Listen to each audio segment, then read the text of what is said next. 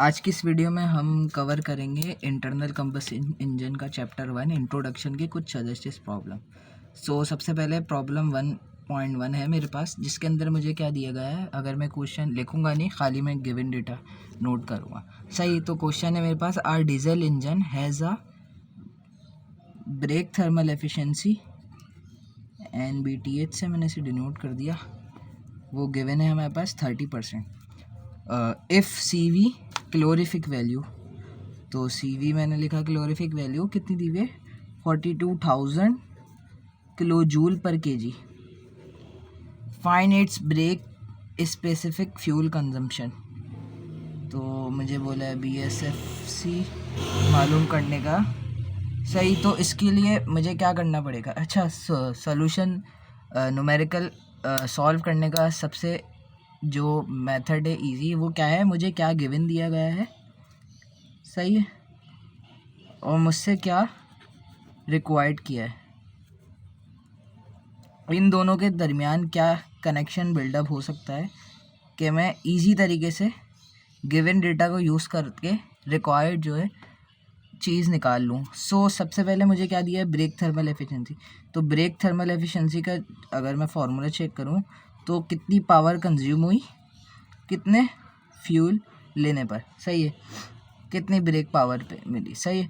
तो break power और ऐसी में लिख सकता हूँ। अच्छा, और एनर्जी ऑफ फ्यूल मेरे पास क्या होगी, कितना मास ऑफ फ्यूल खर्च हुआ पर यूनिट टाइम में, और उसकी कैलोरीफिक वैल्यू क्या थी, मतलब 1 किलोग्राम यूज़ होने पे वो कितने जूल एनर्जी हमें प्रोवाइड कर सकता है। तो ये उसकी CV आ गई, सही। और अगर मैं इसको फर्दर यूज़ लिखूं तो मेरे पास BP अपॉन m.f है।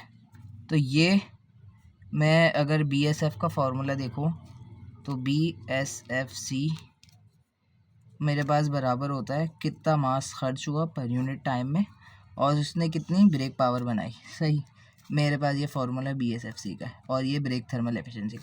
तो ये मुझसे रिक्वायर्ड है, ये मुझे गिवन था और ये गिवन था। तो इन दोनों के दरमियान क्या कनेक्शन बन सकता है, तो अगर मैं इसको यूज़ करूँ, इस इक्वेशन 1 को अगर मैं यूज़ करूँ तो NBTH 1 मैंने ऐसे रख दिया, और जो ब्रेक पावर थी इसको मैं डिनोमिनेटर के डिनोमिनेटर में लिया है, मतलब m.f डिवाइड में BP, और ये CV ऐसी रहा, सही। और N ईटा बोलते हैं वैसे से 1 अपॉन m.f अपॉन BP मेरे पास BSF के बराबर था, ब्रेक स्पेसिफिक फ्यूल कंजम्पशन, और CV ऐसी रहा। अच्छा, मुझे रिक्वायर्ड है ये, बाकी गिवन चीज़ें हैं तो मैं इसको यहाँ डिवाइड से मल्टीप्लाई में ले आऊँगा। तो BSFC 1 अपॉन ईटा BTH और CV वैल्यू प्लग करूँगा मैं 1 upon brake thermal efficiency percentage में 30 है तो 0.3, और CV 42,000 मतलब 42,000। तो यहाँ से मेरे पास BSFC जो कि आ रहा है 7.9365 एक्सपोनेंट -5। यूनिट क्या होगा, कितने किलो जूल, कितने किलोग्राम, और कितने डिवाइड में इसके मतलब मास, और ये नीचे पावर, किलो जूल किलोवाट होता और ये पर सेकंड था, तो इसका यूनिट किलो जूल में हो जाएगा, सही। तो यहाँ से मेरे पास BSF किलोग्राम पर किलो जूल में आ रही है। मुझे किस में चाहिए, कितने किलोग्राम यूज़ हुआ और कितने किलोवाट पावर आई। तो इसको मुझे कन्वर्ट करने के लिए क्या करना पड़ेगा, किलो जूल से मुझे किलोवाट आवर में चाहिए, तो डिवाइड बाय 600 करूँगा, तो डिवाइड के डिवाइड में होगा तो वो मल्टीप्लिकेशन में चले जाएगा, मतलब 7.9365 exponent -5 kilo joule per KG था। तो 1 अपॉन 600 किलो जूल पर किलोवाट आवर होगा, सही। तो ये मेरे पास BSFC 7.9365 exponent -5 multiply by 3600 kilojoule से किलोजूल कैंसिल हो जाएगा और ये किलोवाट यहाँ आ जाएगा। सही है, तो ये क्या बना मेरे पास किलोग्राम पर किलोवाट आर, और इसको मैं अगर मल्टीप्लाई करूँगा तो मेरे पास आंसर हो जाएगा BSFC 0.286 अप्रॉक्स करके किलोग्राम पर किलोवाट आर। ये BSFC आ गया मेरे पास। क्या करा मेरे पास गिवन था ब्रेक थर्मल एफिशिएंसी जो कि 30% थी, कैलोरीफिक वैल्यू दी थी 42,000, तो मुझे BSFC चाहिए थी। अब ब्रेक थर्मल एफिशिएंसी का फॉर्मूला क्या है, ब्रेक पावर अपॉन कितना फ्यूल कंज्यूम हुआ पर यूनिट टाइम में, तो EF energy of fuel. Energy of fuel किसके बराबर होती है, mass of fuel multiply by उसकी calorific value, mass flow rate वैसे। सही है, और BSFC का फॉर्मूला हमने देखा कि m.f डिवाइड बाई BP। फिर हमने ब्रेक थर्मल एफिशिएंसी के फॉर्मूले में ये जो BP था हमारे पास न्यूमिनेटर में, इसको डिनोमिनेटर के डिनोमिनेटर में कर दिया, तो ये ऐसा आ गया हमारा। ये हमने देखा ये BSFC के बराबर था, तो सिंपली हमने इसको रिप्लेस कर दिया BSFC से। यहाँ डिवाइड में हो रहा था, यहाँ जाके मल्टीप्लाई में हो गया, और ये यहाँ पे डिवाइड में आ गया। बस इन दोनों की जगह रिप्लेस करी, सिंपली वैल्यू प्लग करी, यहाँ से मेरे पास BSFC आ गया 7.9 एक्सपोनेंट -5 किलोग्राम पर किलो जूल में आया। सही है, मुझे चाहिए किलो जूल से किलोवाट आर में चाहिए, तो सिंपली मल्टीप्लाई बाय 3600 कर दिया। सही है, ये अगर चीज़ समझ नहीं आए तो आप स्किप कर सकते हो, तो मल्टीप्लाई बाय 3600 से कर दिया, तो मेरे पास ये BSFC 0.286 किलोग्राम पर किलोवाट आर में हो गया। तो यहाँ पे मेरे पास 1 पॉइंट कंप्लीट हुआ। नेक्स्ट क्वेश्चन अगर हम देखें तो नेक्स्ट क्वेश्चन में 1.7 देख रहा हूँ, जिसमें मुझे बोला गया है compute the brake mean effective pressure. तो BPM मुझे चाहिए of a 4 cylinder 2 stroke engine. 4 cylinder, stroke कितने मेरे पास 2 स्ट्रोक है, मैंने मेंशन कर दिया 2 स्ट्रोक 4 सिलेंडर इंजन है, 100 mm बोर और 125 स्ट्रोक। 100 mm बोर मतलब D है हमारे पास, और स्ट्रोक हमारे पास 125 mm है। When it develops a torque of, torque दे दी मुझे 490 न्यूटन मीटर। सही, मुझे मालूम क्या करना है, ब्रेक मीन प्रेशर। अच्छा, ब्रेक मीन प्रेशर को ही अगर मैं देख लूँ, गिवन रिक्वायर्ड मेरे पास क्या है, तो ब्रेक मीन प्रेशर का फॉर्मूला अगर हम नोट करें तो कितनी पावर और VS मतलब volume, swap volume N K। सही है, ये N अगर 2 स्ट्रोक है तो मेरे पास हो जाएगा N डिवाइड बाई 60, और अगर 4 स्ट्रोक है तो N डिवाइड बाई 120 हो जाएगा। सही है, VS N के। VS भी मुझे डायरेक्ट नहीं पता, तो मैं लेंथ और बोर को यूज़ करके ये VS निकालूंगा। खैर, अभी मेरे पास BP भी गिवन नहीं है, तो यहाँ पे BP का अगर मैं एक और फॉर्मूला यूज़ करूँ तो BP मेरे पास किसके बराबर होता है, 2 पाई N और टॉ। ये जो टॉर्क है वैसे टॉ बोल दो या T से डिनोट कर दो। सही, तो T के बराबर, तो मैं BP की जगह रिप्लेस कर देता हूँ, तो BPM मेरे पास किसके बराबर हो गया, BP की जगह मैं 2 पाई कैपिटल N और ये टॉर्क लिख दिया मैंने, और नीचे अगर मैं देखूँ VS N के, तो लेंथ पाई बाय 4 बोर का स्क्वायर, N की जगह capital N divide by 160, sorry 60 आएगा, 160 बोल रहा हूँ, यहाँ पे भी N की जगह 160 होना, 60 सॉरी 160 निकल रहा है मुझसे, N डिवाइड बाय 60। सही, और K यहाँ पे सिलेंडर के लिए, तो यहाँ से BPM अगर जो कैंसिल आउट हो रहे हैं, पाई से पाई कैंसिल हो रहा है, और ये 4 डिवाइड में यहाँ पे, तो ये इससे साथ मल्टीप्लाई में आ जाएगा, तो 2 multiply by 4 N/60, N/60 cancel हो गया, टॉर्क की जगह पाई भी कैंसिल हो गया, यहाँ से टॉर्क की जगह कितना आया 490 आ गया मेरे पास, L 125 मिलीमीटर, तो 0.15 मीटर में आया मेरे पास। और 4 पाई कैंसिल हो गया था, 4 मैंने ऊपर भेज दिया। डी मेरे पास कितना है 0.1, 100 मिलीमीटर था ना, 0.1 का स्क्वायर। और के नंबर ऑफ सिलेंडर गिवन दिए हमें 4। तो यहाँ से बीपीएम मेरे पास कितना निकल रहा है 784 किलो पास्कल। सही। और अगर मैं इसको बार में मेंशन करूँ तो किलो से 2 यूनिट कम कर देंगे तो 7.84 बार के बराबर। यहाँ से बीपीएम आ गया। तो क्या करा, एक दफ़ा रिकैप करते हैं। मुझे क्या बोला था, ब्रेक मीन प्रेशर मालूम करने का बोला था।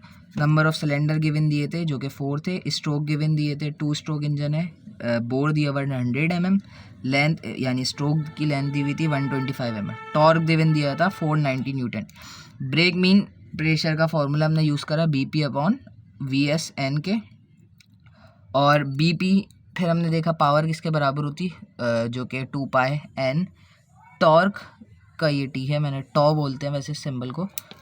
और अपॉन में 60, ये N अपॉन 60 जो है small n capital N upon 60 2 stroke के लिए। सही। तो यहाँ पे ये रिप्लेस कर दिया। अच्छा, BPN के फॉर्मूले में पुट कराया BP को 2 पाई N अपॉन 60T। और फिर VS को हमने ओपन कर दिया L pi by 4 into D square में, ये VS के बराबर। N अपॉन 60 N की जगह लिख दिया। और नंबर ऑफ़ सिलेंडर ऐसी रहे।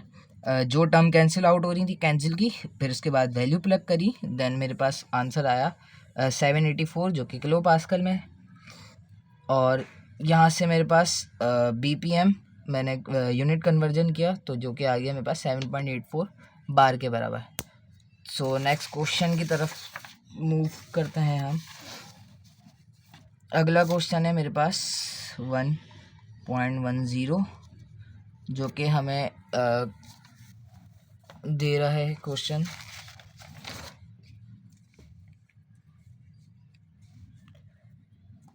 The indicated thermal efficiency of 4 stroke engine, indicated thermal efficiency NITH 4 stroke engine की है। स्ट्रोक गिवन है हमारे पास 4,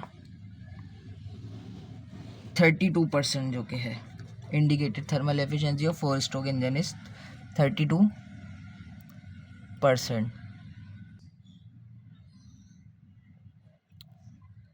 And its mechanical efficiency is 78%. Then eta m is 78%. उसके बाद मुझे क्या बोला गया है, the fuel consumption rate is 20 kilogram per hour. Fuel consumption m.f 20 kilogram per hour. m.f fuel consumption दे दी। Running at a fix speed, the brake mean pressure given दिया। दैन मुझे brake mean pressure develop is 6 bar. उसके बाद the mean piston speed दी है मुझे 112 metre per second.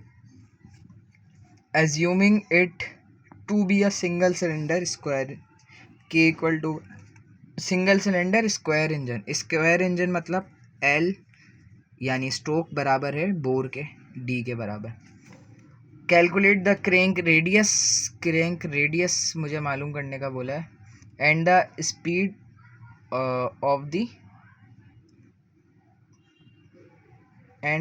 Of the engine मतलब RPM बोला है। और रेडियस क्रैंक रेडियस बोला है। सही। तो सबसे पहले क्रैंक रेडियस मालूम करना है और RPM मालूम करना है, engine speed.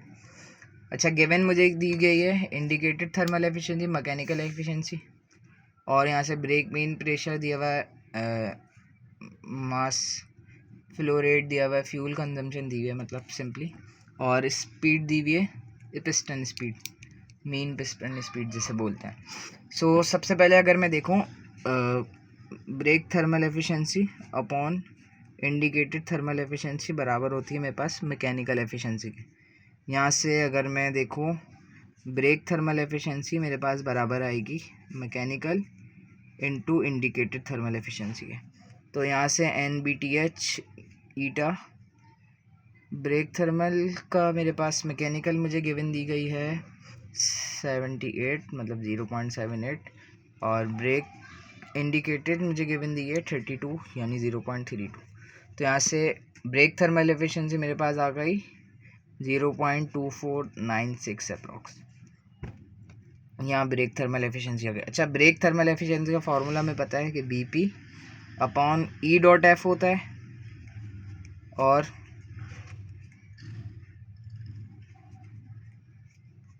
BP upon E.F को मैं लिख सकता हूँ M.F इंटू CV। अच्छा, CV मुझे क्वेश्चन में गिवन दिया है टेक CV लास्ट में 42,000 किलो जूल पर kg गिवन दिया। तो यहाँ से मेरे पास ब्रेक थर्मल एफिशिएंसी मैंने निकाली 0.2496। ब्रेक पावर मुझे नहीं पता थी। मास flow rate of fuel 20 divide मतलब किलोग्राम पर आर में दिया हुआ है, तो पर आर से सेकंड में जाएंगे तो डिवाइड बाय 3600 और CV जो कि लास्ट में गिवन दी थी 42,000। यहाँ से BP मेरे पास आ गई ब्रेक पावर जो कि बराबर आ गई 58.24 किलोवाट के। यहाँ से ब्रेक पावर आई। अच्छा, ब्रेक पावर आ गई, इसको अब हम रिक्वायर्ड में रखेंगे कि हमारे काम आएगी। तो और स्पीड मुझे दी हुई थी। स्पीड का अगर मैं फार्मूला देखूं मीन स्पीड का तो बराबर होता है 2L/N डिवाइडेड बाय 60 के। सही। तो यहाँ से मुझे N और L दोनों चीज़ें नहीं पता। SP मुझे क्या गिवन दिया हुआ है 12 मीटर पर सेकेंड। 2 लेंथ मुझे नहीं पता और RPM भी नहीं पता और डिवाइड में 60 था, ये 60 ऐसी रहा। यहाँ से L और N बराबर आ रहे हैं मेरे पास 360 के। ये भी मैंने चीज़ रिक्वायर्ड में रखी कि मेरे काम आने वाली है। उसके बाद मुझे क्या चीज़ गिवन दी थी ब्रेक मीन प्रेशर। सो इसका यूज़ करेंगे हम ब्रेक मीन प्रेशर का।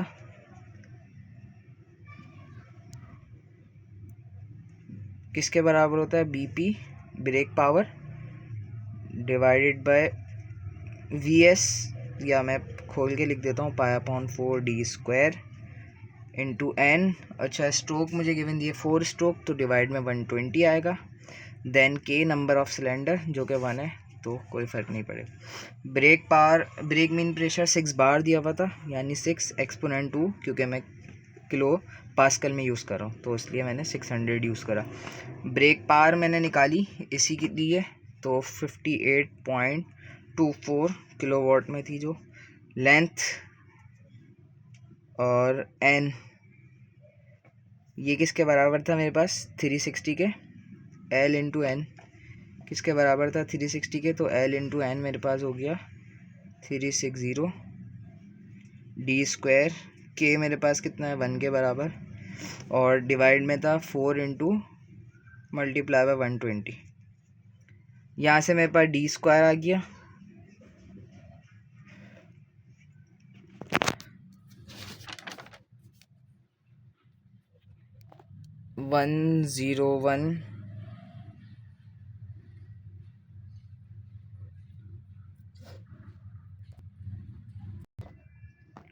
ये d² से मेरे पास d आ गया जो कि आया 0.20297 अप्रॉक्स कर लेते हैं मीटर।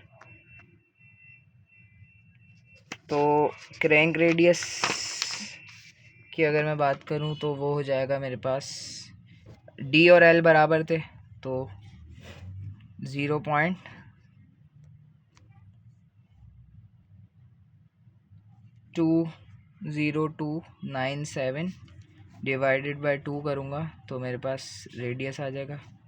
क्रैंक रेडियस जो कि आ रहा है मेरे पास 0.1014 8 मीटर।